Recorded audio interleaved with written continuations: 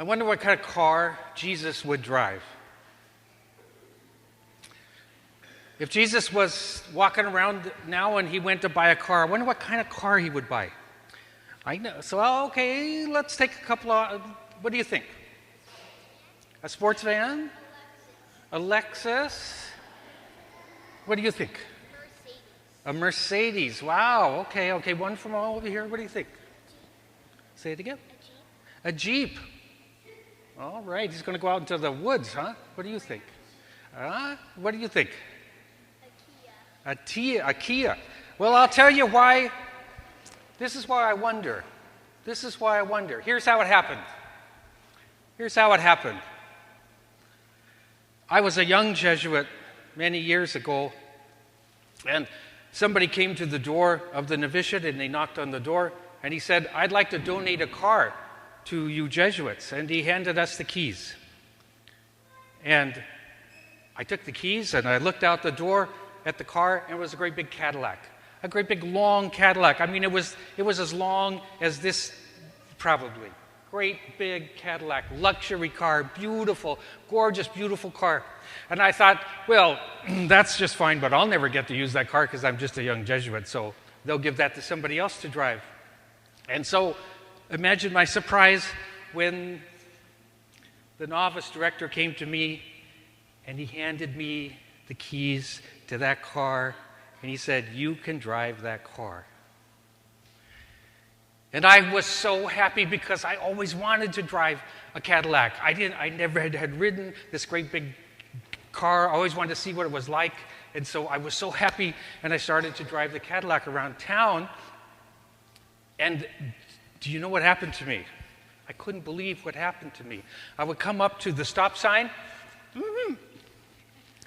and I'd look down on the person next to me in their car, and I'd think to myself, well, my car is better than your car. And I'd be looking down at him, and I'd be thinking, and I'd be driving around and looking at other people's cars. All of a sudden, I started looking at all everybody's cars and thinking, well, I'm cooler than you are, because I got this cool car. My cooler car's cooler than yours, so I must be cooler than you are. And after a while, I got really worried because I thought, I'm a priest. I've been training to be a priest. This is not what Jesus would do. I don't think Jesus would drive this car I'm driving. So what happened is one morning I woke up and I looked in the mirror.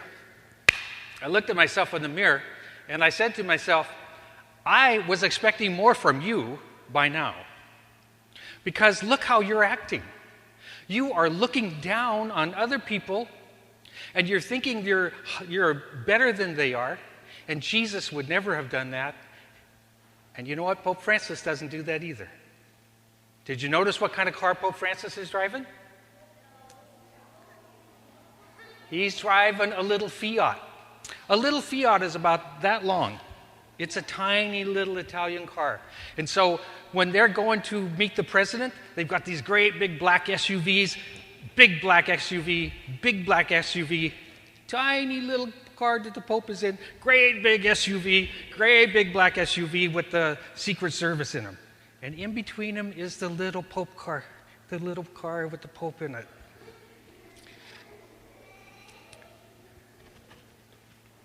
And so you know what I did? I had to do something. I said to myself, I have got to do something. And I took the keys, I made a decision. I had a little tug of war inside my heart. My heart pulling me one way saying, oh, keep the keys, and another tug of war in my heart saying, no, give those keys. I took the keys out of my pocket, and I went to the room of an older Jesuit, and I said, here, I'm going to trade you. You give me your car keys, and I'll give you my car keys. And he gave me the keys to his little Toyota, little car. And I felt way better, because then I felt I could probably drive around town with just me and Jesus, driving around town. Okay, Jesus, I feel like I'm trying to follow you now instead of looking down on other people. But I still wonder, what kind of a car would Jesus drive?